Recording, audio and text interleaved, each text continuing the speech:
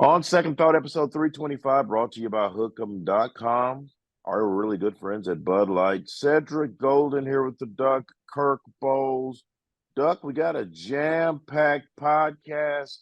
UT football, Steve Sarkisian, getting it done. Spring football's around the corner. We got men's hoops coming up, women's hoops coming up, Super Bowl review.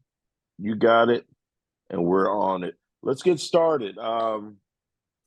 Interesting news coming out. I don't know how newsy it is, but anything Arch Manning, it's not Taylor Swift, but anything Arch Manning just seems to get everybody excited at UT. And this past week, his uncle, Eli Manning, appeared on the Zach Gelb show and on CBS Sports Radio and said, you know what? He shouldn't go anywhere. He should stay. He should redshirt like I did at Ole Miss and be patient and not fall into the NIL game. What did you make of that? Oh, not a whole lot. I've never thought he was leaving. I think he's happy here. He came here because he believed in Sark, and I don't think he wants to start over anywhere else. And now that Malik Murphy has gone to Duke, the pathway to a starting role is open. We know Quinn Ewers gets hurt every year and has missed almost 6 games, almost 6 full games in his 2 seasons here. So I think there's a pathway to playing time, and I think Sark will showcase him this spring and give him a ton of reps because he's got to get him ready. You go in the SEC, you can't go in the SEC with one quarterback, and he's what is he throwing? 4 passes, 5 passes, whatever it is. That's not enough. So I think he's going to play a lot this year, and especially this spring, he's going to find out, how good he is. So Eli played the patient game, but Eli wasn't in the NIL era. So, but I will say this: Eli's dad was a millionaire. Archie Manning made a lot of money in the league and played at Ole Miss, and so Eli wasn't going to go anywhere and have to sit out a year. So the transfer game is different. mhm. I will say this about Arch. From talking to him in New Orleans, very mature for a young guy. He has his head on straight. Seems to love where he is. He seems to love Austin. He seems to love the culture here at Texas, and he'll eventually get his turn. Albeit he may have to wait longer to be the guy. But I don't think either one of us is going to disagree that we won't be surprised if he starts 2 or 3 games next season. I don't know if he's going to start. Well, Quinn gets hurt, Doug. Yeah, So I who's know. going to start if Okay. Quinn doesn't get hurt? When's Quinn gone wire to wire in a season? Well, he When hadn't. is he He's gone wire to wire? had two. He hadn't. He's had He two hasn't. seasons. He That's like hasn't. three each. So the next time he goes wire to wire will be the first time. Mhm. So there's a chance. Hell, Sure. Malik Murphy started 2 games, so you can't say that it's not possible.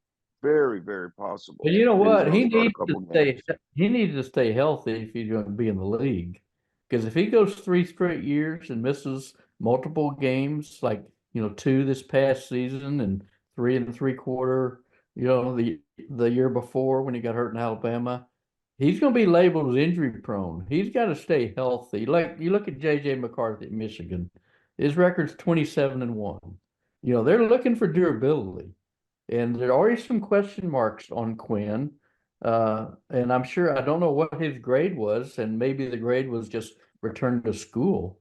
But he's back here for a reason, and that reason is partly injuries and durability.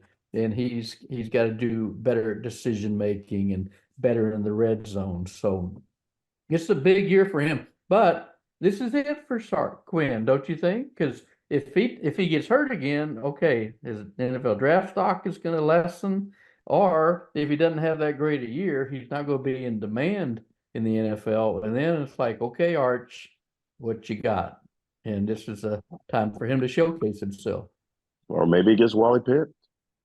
You don't know. We don't You know. don't know. Here's what we do know. Sarkisian is very high on Hmm. Arch Manning. extremely high. In short, Sarkisian is excited because he's got two. Mm-hmm. You got to have at least two. You got to have two. Not everybody's going to have an Iron Man like JJ McCarthy. He was an Iron Man, Duck. He played. He played. He always showed up. And Quinn's gotten banged up a couple of times. And the one thing that I'll mention about Quinn is I think that maybe, just maybe, 195 was too frail for a quarterback in this level of game. There aren't too many Yeah. 6'2", 195-pound quarterbacks floating around. Most of those guys going 205, 210. And I know in football terms, Rob Babers uses it. You got to get some armor on you. You need some armor. And it wouldn't surprise me if he bulked up a little bit more and tried and made, which might make him a bit sturdier moving forward. If he was at 195, if he adds 10 pounds, that might be all the difference for him. He was quicker on his feet, and he showed it. Multiple games, starting I think the Bader game where he had some crucial runs. He's not frail, but when you see him, he's so lean. He seems smaller than bigger and less sturdy, I would say, because he's not a big imposing figure. So I think it would behoove him to probably put on some more muscle weight, and maybe play more, like you said, 10 more pounds, like 205, something like that, if he can carry that. So, but like I said, Sark's excited to have two of them. He'd love to have three if Malik had stayed, but we all know, the clock was ticking on Malik Murphy, and he had to leave to carve his own role somewhere else. So, hey, how about the combine? Invitations went out, 321 invitations went out by the NFL, and Michigan had 18 of them. 18 players invited to the combine, and Texas had 11. And it was one of six programs besides Michigan that had at least 10. What does that tell you? It tells you that the Sark's building something, Duck, and 11 players going: Xavier Worthy, Adonai Mitchell, Keelan Robinson, John Brooks, Jatavian Sanders, Christian Jones, Jordan Whittington, Tavondre Sweat, Byron Mitchell, Jalen Ford, and Ryan Watts. That is a lot of talent. Headed to Indy. What was the name? What's the name of that steakhouse? Elmo's. Yeah, St. Elmo's Uh, shrimp cocktail. oh Best my in the God, that world. that was the scariest, hottest shrimp cocktail I've ever Oh, yeah. had. They should have warned me, Duck. They should have warned me, but they didn't. They should tell you that cocktail sauce is that spicy. I like spicy, but man, that was way spicier than I could have ever imagined. It's awesome. It's the best there is. And Michigan, and you just cited those names, and that one thing that should jump out at you is it's scattered across the board. It's not just receiver or a linebacker or defensive lineman or offensive lineman. It's scattered throughout. It's just like I was looking at Michigan, and this is who got invited to the combine: six offensive linemen, two wide receivers, three D linemen, two linebackers, two defensive backs, and then the quarterback and McCarthy and Blake Corum, All-American running back. That tells you they had a wealth of talent. That also should tell you they've lost a wealth of talent. And And they so get did the Longhorns, and so did the Horns. Yeah, but don't you Whomever feel like Michigan's stepping back more? Because you lose your star tailback and your star quarterback. In addition, all these well, I wasn't impressed with JJ McCarthy ever. He was okay. I wouldn't be shocked if he never started an NFL game. I mean, Duck, if he played that way against the Longhorns, they would have lost. They weren't going to run wild on Texas. Those running backs weren't going to run wild on the Longhorns. One thing no, Longhorns could do is they can stop the run. But if JJ McCarthy was throwing the missing receivers by 5 and 6 yards, were you impressed with JJ McCarthy in that semifinal? I know you were. We talked about it. I think, but the fact is now they don't have him 28 starts, won all but one of them, and now they're breaking in a new quarterback. And because Texas goes to Ann Arbor week 2, that looks good, a good omen for Texas, when you say. Also, Doug, they're breaking in a new head coach, Sharon Yeah, Moore. I mean, it's exactly. not like this guy's this. It's not like they're replacing him with a clone of Jim Harbaugh. I mean, there's not. I mean, we don't know what that guy. All we know is that he gave a good cry during the suspension after they won a game, and I'm like, dude, stop crying. What are you doing? I mean, your coach cheated. You're crying for what? So it's an interesting game. It's going to be an interesting game to see who is most early season ready in the big house. Is that week 2, Doc? I think that's week Yeah, 2, right? week The two in big Ann house Arbor. in week 2. And And you then mentioned yeah, And you mentioned new head coach. He's not just a new head coach at Michigan. He's a new head coach. Has never been a head coach. So it's two things there. And I don't know who always hired as coordinators or anything, but you got to figure, that's a step back for Michigan, not having Harbaugh and those it's a people. huge step back. And the one thing the Horns have going into that matchup is Steve Sarkisian's still a head coach. Quinn Mm-hmm. Ewers is still the quarterback. Those are the two most important parts of a team. And then left tackle, Kelvin Banks will be better. So I think they're going to be going up against a run heavy type team, and those two tackles are going to be gone, Sweat and Mitchell. Uh, they're going to need Vernon Broughton and AC Collins to really step up. Those guys they were 3 and 4 as part of a rotation. Uh, have we seen? I think Vernon Broughton has a bigger upside. We've been waiting on Alpha Collins for a while, Doug, and this is it for him. Long time, and they got a lot of bodies there, and waiting to see somebody step forward. And we had mentioned the loss of Bo Davis to LSU too. One of the Huge, huge. top line coaches in America. So that's going to hurt too. So I don't know. It's going to be interesting. And then staying with the NFL draft for a second, how many you think Texas players go in the first round this coming In the spring? first round, I think that Adonai Mitchell and Byron Murphy the second are first round picks. I think that's it. Sweat may go, but what I'm seeing on Sweat is a lot of late first round, early second round. But Mhm. I think if you put a gun to my head, I go AD Mitchell and Byron Mitchell. Those guys are going to go Yeah, first my round. greatest prediction is either AD Mitch or Xavier Worthy go to the Chiefs because boy, they could use another wide They've got receiver. enough. I really think that AD Mitchell is the fit for the Chiefs. Uh, X is a deep threat, but X there are question marks about his hands, and Lord knows the Chiefs have enough guys dropping balls. Isn't it amazing that their guys stopped dropping the ball in the playoffs? Money time. Their guys, it's money time, yeah. And so either one of those guys, the Kansas City is a huge upgrade of what they have. I think Rashee Rice is going to be really good next year for them.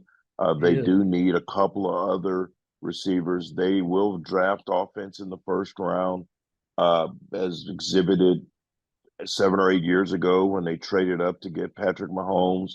Much to the consternation of some real draft experts that didn't like John Dorsey's infatuation with Patrick Mahomes. He called him a generational talent, and some laughed at him. Who's laughing now, Doug?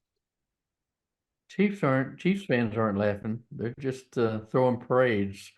And speaking of which, just a horrific episode at Kansas City where at least one person has already been reported as dead and 9 or 10 others injured at the end of the parade when shots were fired. And said, you and I talk about this all the time. It's like it's the state of our society now, and you can't even have a celebratory parade without getting somebody shot, and it's just horrendous. And I Who just gets up in the morning? But of all you out there listening, who wakes up to go to a party and go, man, let me get strapped up? Because I can tell you this: if you don't take a gun with you, you're not going to use a gun because you don't have it. What happened in the good old days where the gun was in a lockbox in your house in case somebody broke in? Now it's like a wallet. I mean, you Mhm. get, oh, let me do the checkup. I got my cell phone, I got my keys, or I need my AK-47. The hell's going on in America? And I ain't politicizing anything. I'm just tired of stupid people shooting people.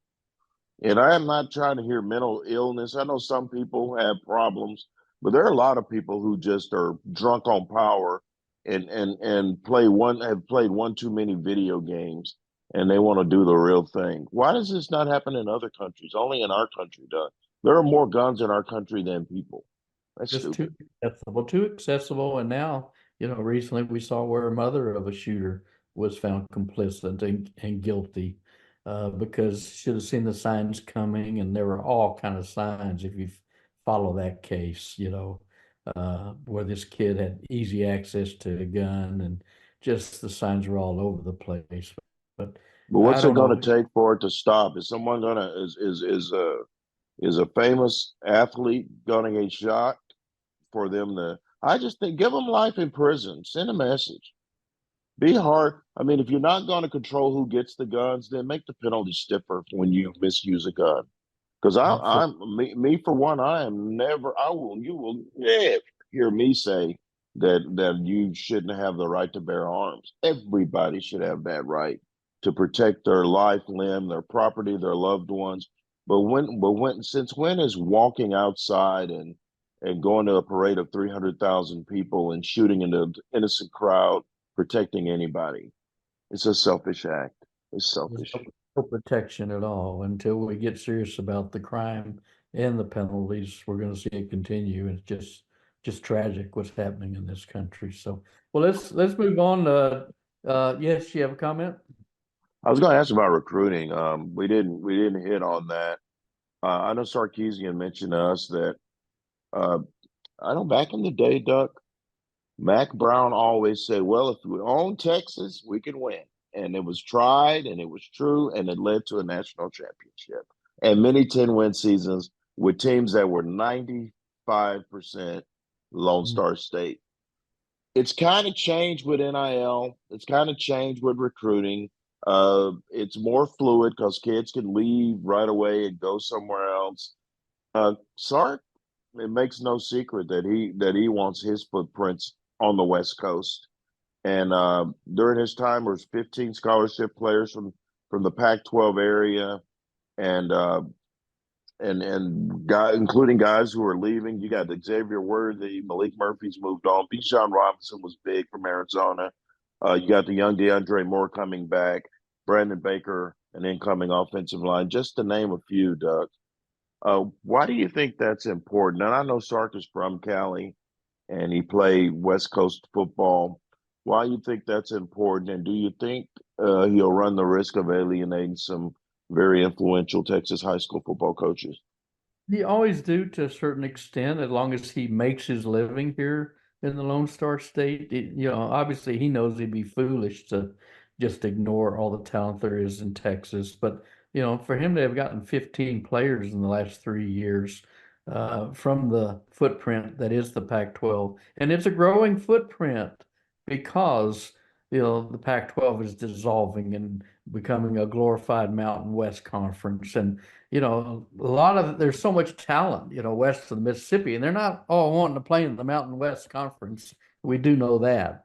And so, yeah, some of them will still want to play in the Big Ten, but some of the parents too may not be wild about, their kids going to USC or UCLA or Oregon and having to travel to Penn State and Rutgers and Maryland and not being in classrooms. And it's just a safety issue, it's like, and they're not going to see their kids play as much. Yeah, if they came to Texas, they wouldn't probably see them play as much either. But if all things are equal, maybe you come to Texas and you don't have those exorbitant cross country trips like you do. So I think it's opened the doors not just for Texas, but for the SEC and the Big Ten to maybe pillage, that area of the country more than they already have. And like you said, he's going to cherry pick, players. Look at his three of his best players were transfers. Quinn Ewers, Ohio State, Xavier Worthy signed with Michigan.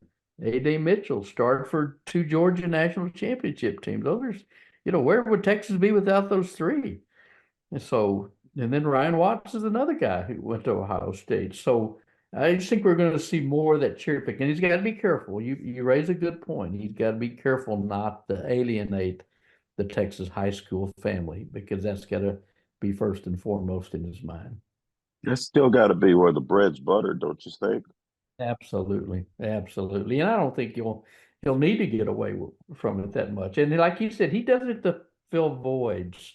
And he only got, I think it's 8 transfers. Said this off season, but you look at them, you got three, brand name receivers. You got a safety from Clemson with roots here in Central Texas. You got Matthew Golden from Houston, who's also a kick returner. You got a tight end from Alabama. So, he's trying to, use band-aids, I think, through the portal to fill voids, not just indiscriminately, well, go out and get 20 transfers and hope some of them stick. I love what he said. I know they're going to build through recruiting first, and Yep. they're going to use the portal as a supplement. And you can't ignore the portal. There are just too many good, talented players out there who are veteran players, mature players who are coming in, uh, looking first of all looking for a check. Second of all, looking to get to the league, and I think he's walked that fine line very well so far. It's going to be interesting to see what happens moving forward. This is easily his most talented team that he's had of the three, and those guys are gone now. 11 of those guys are gone to the league, hopefully. And so the question is, will they rebuild or will they reload? And with the SEC beckoning, it better be reload, Doug, because the game doesn't wait for anybody. And one thing I read about recruiting just this week, where only 2 Big 10 schools signed a 5-star player. One was Ohio State, one was Nebraska. So, a lot of those are still going to go to the SEC. But let's move on to men's basketball. They had a huge win over a very bad West Virginia team at home. Finally won their second home game. Hey, did they get a dub at the house? I was Why do looking for you the get why confetti. do you get to cover Texas wins and I get to Well, cover Texas losses? How's they that? just How's that want to work? put on they want to put on a show when I'm there, and they certainly did. The Sioux had like 27 points and just tore it up in the second half. And big development, Tyrese Hunter had 19 points. There was a sighting, and they've tried to give him more of the ball handling to Woo! to take some of the pressure off Tyrese Hunter. But that was a big. If they could get a little more production out of him, that Big if. could third offensive weapon. Dylan Mitchell's playing a little better, shooting a little better. Uh, they got to Well, get I'm a gonna little tell bit you more. that's still by Tyrese Hunter, and he took one step past the free throw line, and Yeah. he flew in there and threw that thing down. That kid can get up. That kid is he's probably the best athlete on the team. He's just not the biggest guy. I mean, Dylan Mitchell's a great athlete, but he's 6'8", and he's tall. He's Yeah. tall. But man, Tyrese Hunter is just a great athlete. Kendall Weaver's probably the best athlete on the team. I think Kendall Weaver can fly. He's my favorite player on that team. If he ever develops a jump shot, uh, look out. He could be the best. He could be the second coming of what was his name? Javon Carter from West Virginia. Remember how good that guy was? Oh, He was a yeah. great two-way guard who could guard you 90 feet and still score 10 to 15 a game. That's the kind of guy that Kendall Weaver could be if he develops an offensive game. I love watching that kid. Well, he's fun to watch. He's only got 6 threes all year. He's 6 for 23. So we're not going to look for that this season. But Don't have to make threes. Just I get know. just slash and dash, dunk on people, make a couple of pull-up jumpers, and he's easily the best offensive rebounding guard on the team. He is all over that rim. And they needed help in rebound. They're ranked right now tied for 244th in the country in rebounding. So they definitely need some help there. 7 games left, 4 of them on the road. Tell me Good for this. them. They need that. Are they going to win any of these 4? They go to Houston this Saturday, then they go to Kansas, Texas Tech, and Baylor. Do they win any of those 4? They'll still one of those. They'll still at least one of those. I think Okay. Baylor's their best shot. Baylor's been really good. I watched I watched them dismantle. Was it Oklahoma the other night? It was Oklahoma. They look really good. Kansas isn't Kansas, Doug. No, and Kansas isn't Kansas, Baylor gave and Kansas. Baylor should have, and Iowa State should have won in Kansas. The refs took that game away with a late tech was a intentional foul or something, a flagrant foul. They gave them 4 free throws down the stretch. So Kansas is not Kansas, and they got their door blown off of them the other night, and Bill Self got thrown out of the game, and uh, they don't shoot it well. So Texas catches Kansas not on a good night. Texas has the ability to beat Kansas in Lawrence. It's happened before, so I don't put it past the Longhorns to win one or two of those road games, Doug. I don't. Yeah, They're better. They're better on the road. they have been better on the road. Go figure. But I figure they're 5-6 right now. They're in ninth place in the Big 12. But according to Joe Lenardi, there are 9 Big 12 teams penciled in for the big dance, and I'd be shocked to see 9. That's so many. only they in the That's like SEC. the SEC in baseball season. Oh, They remember they have teams that didn't even make the SEC tournament. They got into the NCAA's. I mean, long live Skip Bertman. But yeah, I think 9 teams is a lot. You don't want to be in those last 2. You gotta move up to like 7. You get to 7, you should feel real good about yourself. well, right now they're penciled in as an 8 seed, and they would No, play 8 they, seed in the tournament, number 9 seed, number 9 in the Big 12. exactly. Okay, They would play Arizona, a 1 seed in the second round if they hold on. I figure they're 5-6. If they can go 3-4 and get to 8-10, they'll get in because of the I strength believe of. that. But it'd be not calmer on the nerve for Rodney Terry if they go 9-9. So real quickly, I know we only have a few minutes left. Baseball starting this Friday, the 3-game set against San Diego out of the Big West. They won the Big West last year. I think you're picked 5th this year. Supposed to have a lot of pitching. You high hopes for the baseball team? You worried? They lost some people like Eric Kennedy, Dylan Campbell, Lucas Gordon. What's your thoughts? I like. We talked to the 2 pitchers. We talked to LeBaron Johnson and Tanner Witt in the offseason. Saw Tanner Witt at Belmont the other day. Looking good, big. God, he was looking big, Oh, bulky. got the They don't tallest pitchers rotation in them. were pitchers ever that big when I was growing up? I don't think All so. of them are big. Those guys Yeah. are huge, and so you kind of like that one too. You kind of like that one too. Hopefully Tanner's back. Doing Tanner Witt things. We'll see. This feels more like a 1A, 1B when we're talking about Friday night.